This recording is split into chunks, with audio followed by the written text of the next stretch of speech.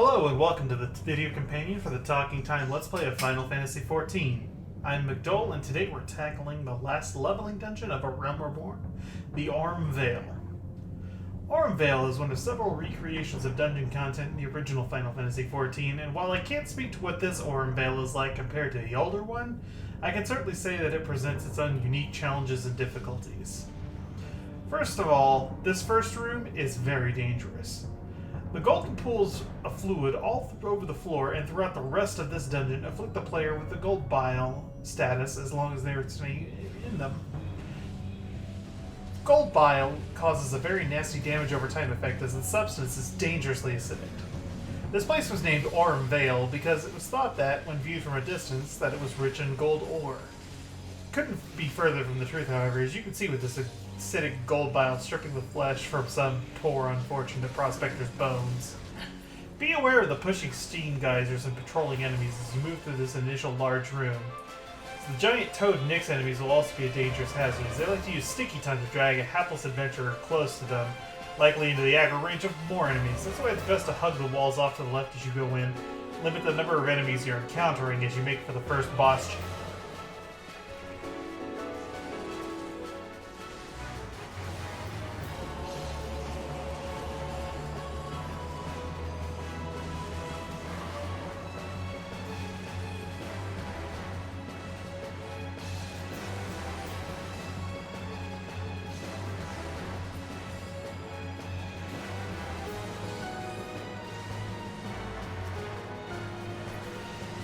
Once you're through to the boss chamber, no more enemies should be able to aggro on you, but make sure any follow in. Kill them before you start the boss encounter with locksmith.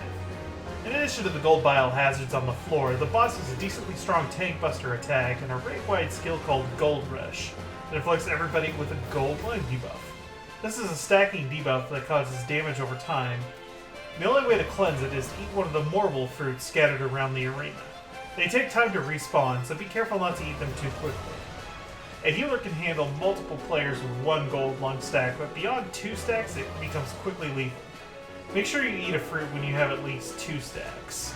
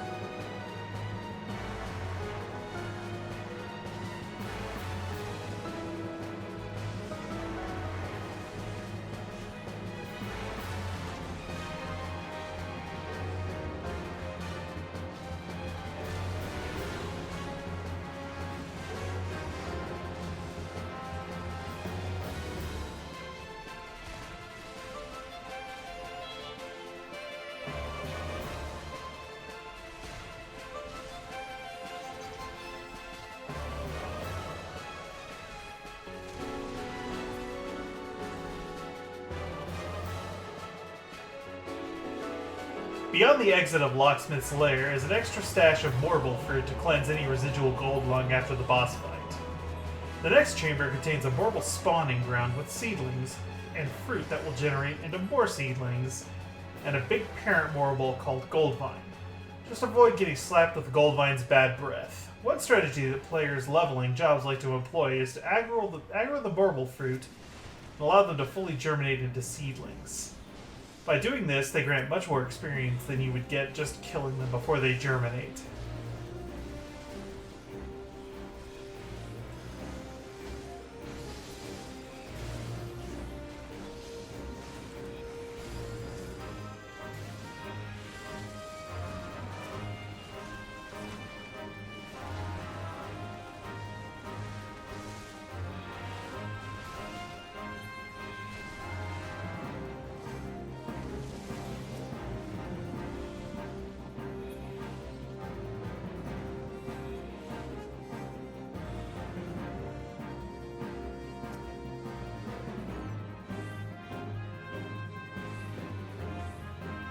Further in, there's one more chamber of enemies before the next boss with patrolling Vale wasps. You can run across the center of the chamber and make sure the tank is prepared to pick up those patrolling wasps.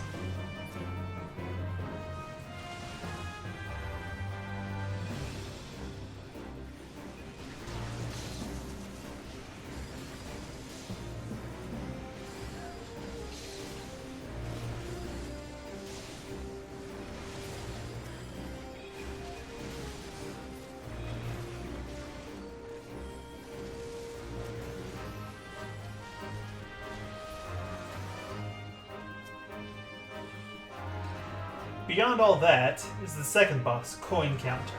This guy is very dangerous, specializing in unmarked AoE attacks. You'll need to keep a close eye on his tells. When he hefts his club in one hand, get out from in front of him as he's swiping in a 90-degree cone in front of him. When he holds it with two hands, get far away from him as this version of 100-ton swing will hit all players around him in a fairly large circle and will likely one-shot a non-tank. Melee DPS should keep on his flank or rear otherwise, as he has a large conal attack called Eye of the Beholder that inflicts a damage over time effect, and a line AoE called Glower that inflicts paralysis. Coincounter is a jerk, and he can cause players to rage quit the dungeon.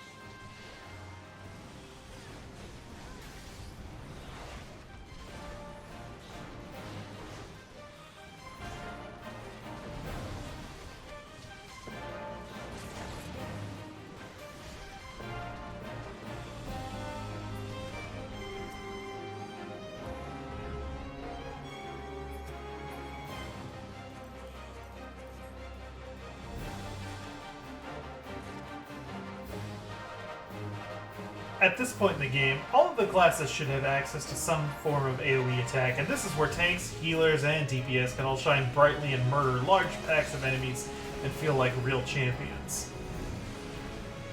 For all the healers, they gain access to their AoE damage attacks at level 45, and chief among them is the White Mage's spell, Holy. This is a slow-casting, point-blank, circular AoE spell that deals pretty significant damage to all enemies in its reach, and will stun them besides. Neither of the other healers' AoE skills have any kind of rider like that that's very useful in mitigating damage to a tank. You're looking about 8 to 10 seconds of valuable stun time, in which no enemies are damaging the tank before status effect decay makes enemies immune to stun. Even then, Holy Spam gets a lot of work done. That's not to say that Scholar's Art of War or Astrologian's Gravity aren't stronger, but they do have additional tools in their kit that can compensate for this lack of stunning ability in the form of off-global healing abilities.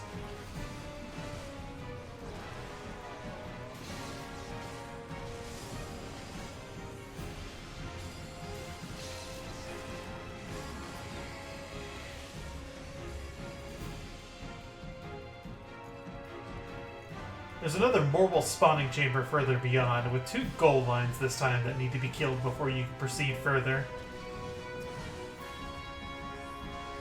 Once again, if you're leveling classes, it is more valuable to allow the fruits to germinate into seedlings for that sweet, sweet XP. And speaking of that sweet, sweet XP, that's level 49. One more until Satsui says monk to 50.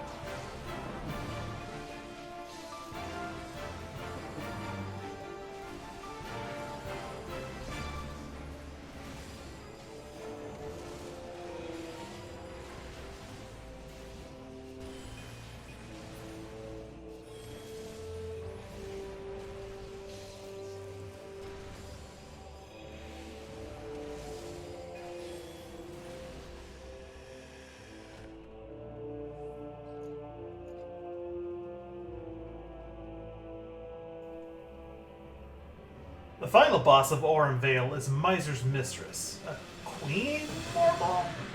I'm not entirely sure how Morbles procreate. She has a lot of nasty things to be aware of. First and foremost is the gold bile hazards all over this chamber. Second is her bad breath attack that you've likely all become well acquainted with already. It inflicts a boatload of status effects that you just do not want to deal with, especially as a healer, since SNO will only cleanse one debuff at a time. She also has a frontal attack called Vine Probe and Hooked Burrs, which gives someone a stack of burrs, a stacking damage over time effect, similar to the Gold Lung debuff from the first boss. Beware of Burr Burrow, however, as it adds a stack of burrs to everyone and deals additional damage for each stack of burrs. You guys tired of hearing me say the word burrs? Well, if that wasn't enough burrs for you, she'll move to a particular spot in the arena and spawn 5 strange Morble fruits. Like the spawning chambers before, these fruits will germinate into seedlings, and these seedlings are dangerous, as they'll add a burr stack with each auto attack. As long as you avoid her bad breath, Miser's Mistress shouldn't prove too difficult. Just use AoE attacks to knock out the fruit before they germinate. Easy peasy.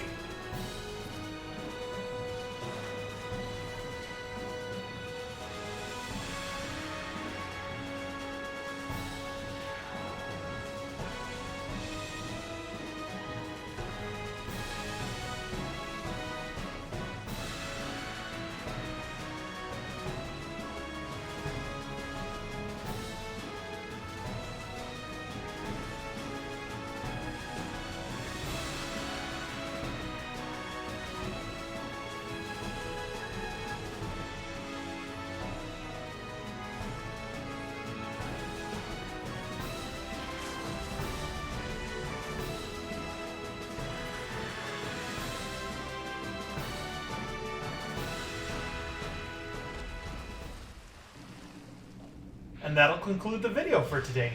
Thank you very much for watching. The link to the full LP is in the description below, and may you ever walk in the light of the crystal.